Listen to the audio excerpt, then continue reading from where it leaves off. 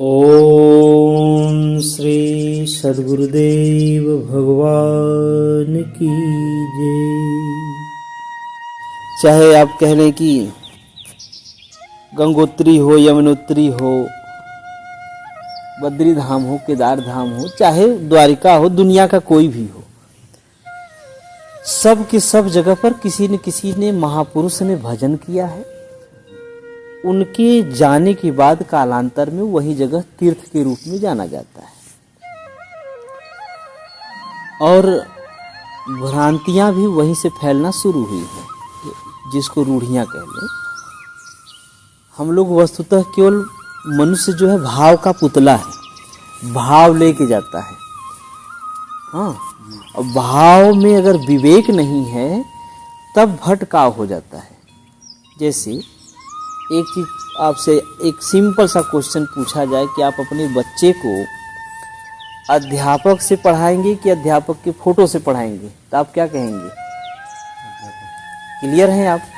ऐसे ही अगर हम किसी मंदिर जाएं या कहीं गुरु के पास जाएं या कहीं भी आश्रम वगैरह कहीं भी, अगर वहाँ पे कोई साधना के क्रम को बताने वाला नहीं है, तब वहाँ से हम लोग केवल एक रूढ़ियाँ ही संबंध कर सकते हैं, अपने पास ला सकते हैं, एकत्रित कर सकते हैं, सत्य नहीं मिल पाएगा। अब वही चीज़ हमारे अंदर विवेक आ जाए कि अच्छा ये कृष्ण की प्रतिमा है, तब मालूम हुआ कि शंकर जी की प्रतिमा है, तब मेरे दिमाग में यह आ जाए कि अच्छा इन्होंने भजन कैसे किया, इन्होंने क्या निर्देशन दिया।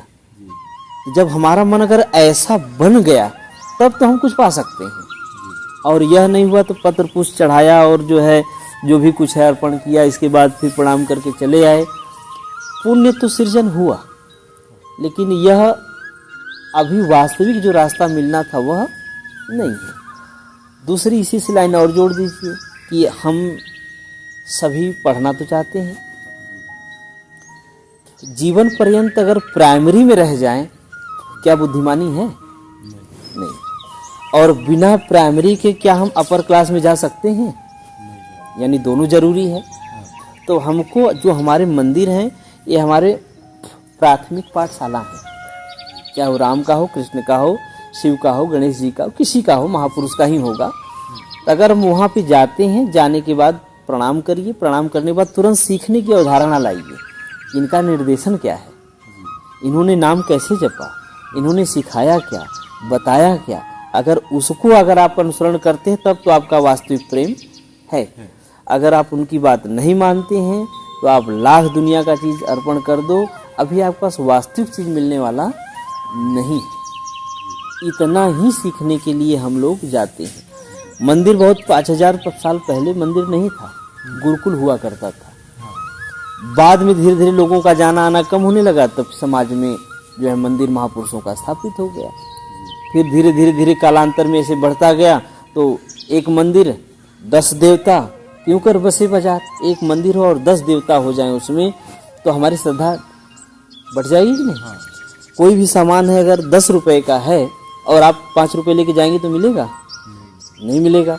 वैसे हमारे हृदय में श्रद्धा तो पूरा है, लेकिन हमारी श्रद्धा बिखरी हुई है। थोड़ा हो गया राम जी में, कृष्ण जी में, फलाना जैसे बढ़ गया तो हमको वो चीज़ें नहीं मिलेंगी। अब कुछ दिनों के बाद हम कहेंगे यार फालतू की बातें, भगवान होते होते नहीं है, कमी देखना शुरू कर देते हैं। इसलिए अपनी श्रद्धा को विवेक से प्रयोग किया जाता है। अगर विवेक से प्रयोग करेंगे तब आपको भगवान की आज्ञा भी मिलेगी, रास्ता भी मिलेगा, समझाएंगे भी, और नहीं तो केवल लकीरें पीटते रहेंगे पूरी जिंदगी भर। फिर हम केवल दोष देखेंगे, सत्य नहीं। इसलिए आप बिल्कुल जाएं आएँ हर जगह जहाँ भी है, लेकिन उसको समझने के प्रयास से। नहीं तो हमारा देश पूरे विश्व गुरु कहा जाता है और उसको समझाने के लिए लोग आ रहे हैं। मतलब कहीं न कहीं हमसे भूल हो रही है ना, तो उस भूल को सुधारने का है कि हम जिस भी महापुरुष को मानते हैं उसकी आज्ञा का अनुसरण करें। राम को मानते हैं तो राम ने क्या किया? एक नाम का जप किया। हमको एक नाम का जप करना चाहिए।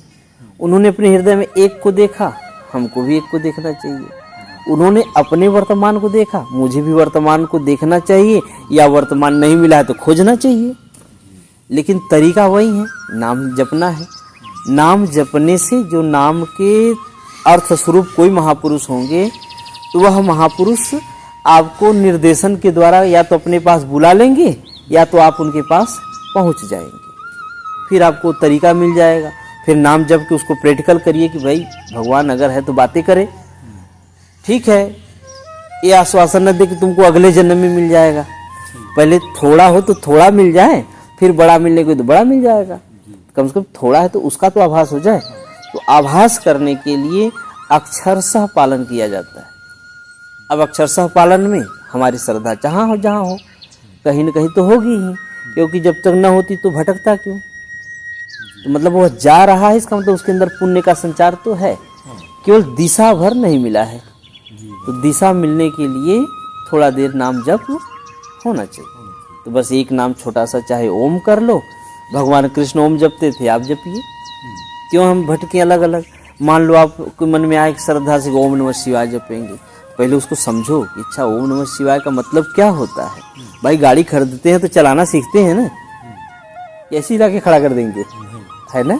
तो वैसे ही पहले कि देखो नाम जपना है, अच्छी बात है, तो नाम को मेरे को जपना है और श्रद्धा से में वही जपना है जैसे अनंत समय से महापुरुष जपते आ रहे हैं। भगवान शिव ने ओम का जाप किया, मेरे को भी जपना है। कृष्ण ने जाप किया, मेरे को जपना है। राम जपते थे, वही जपते, मैं भी वही जपूंगा। मैं नया कोई रास्ता तैयार नहीं करूंगा। एक बार हाईवे है, उस पर आप एक हाईवे बनाओ फिर चलो, या बने बनाए पर चलो। बुद्धिमानी किसमें है? सीधी सी बात है। वैसे ही जो महापुरुषों ने हम लोगों को बता रखा है वही रास्ता अपना करके चलना चाहिए, सीधा सीधा।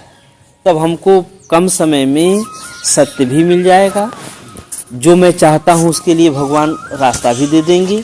और 1 रुपये मेरे पास है, मैं 50 रुपये का सामान लेना चाहता हूँ, तो दुख के सिवा और कुछ नहीं मिलेगा। हमारे दुख का कारण यही है, हमारे पास रुपया कितना है? 1, और सामान कितना बड़ा चाहता हूँ? 50। तो भाई अपनी क्षमता से अगर ज़्यादा मांगेंगे तो वह जो है क्या रहेगा, मेरे को दुख देगा। क्योंकि 50 अभी इकट्ठा करना है तब जाके मिलेगा, और मैं अब भी चाहता हूँ तो अभी तो मिलने वाला ही नहीं है। इसलिए अपनी दुख का कारण हम स्वयं बन जाते हैं। ये हमको करना है, हमको एकत्रित करना है। तो जितना बड़ा हम आपके सामान रहेगा, पूंजी रहेगी, आपको सामान ऑटोमेटिक दे दिए जाएंगे। ऐसा इस तरीके से हमको सिर्फ क्या करना है, पहला करना है प्रणाम, फिर इसके बाद प्रणाम के बाद उसके पीछे जोड़ देना है नाम। बस नाम में ओम, केवल इतना ही। भगवान कृष्ण गीता में 8वें अध्याय का 13वां श्लोक है, ओमेत्तिकाक्षरम ब्रह्म। ओम इतना ही, इसके आगे पीछे कुछ नहीं जोड़ना है। अब क्या करते हैं लोग, तो भावुकता में कि श्री कृष्णाय नमः, श्री कृष्णाय, श्री कृष्ण शरणम मम, कुछ भी कहने लगेंगे। तो वो तो भावुकता में है। 1 बार कह लो, 2 बार कह लो, 4 बार कह लो, लेकिन अगर वास्तविक प्रेम है तो उनकी आज्ञा का पालन करिए, अपने आप रास्ता निकल जाएगा। और नहीं तो भावुकता में लोग हरे रामा हरे कृष्णा वगैरह करने लगिए, फिर उसको महामंत्र के नाम पर समाज पे गढ़ दीजिए। तो यह जो है भ्रम फैलाना। और हर व्यक्ति भावुकता की वजह से कुछ भी पकड़ लेता है। आरत काह न करे कि कर्म, एक दुखी व्यक्ति कौन सा कर्म नहीं कर डालेगा।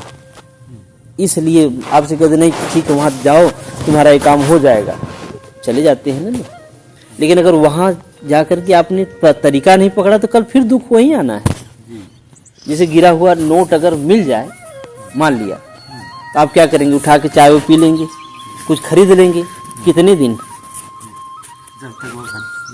बस अपना कंटिन्यू वाला तो नहीं बनाना।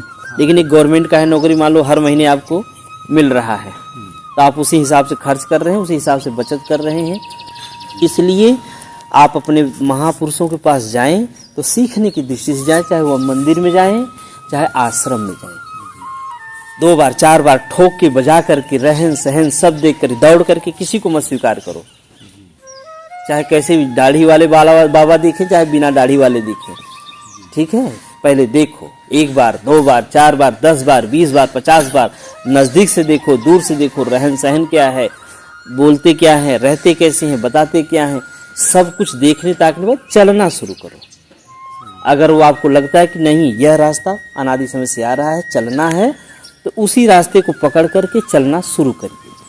अब चलना शुरू करेंगे तो मंजिल भी आएगा। जो जो रास्ते में स्टॉपेज होंगे, चौराहा तिराहा सब आएगा, दुख का भी और सुख का भी। इसलिए जो है चलना शुरू कर दीजिए।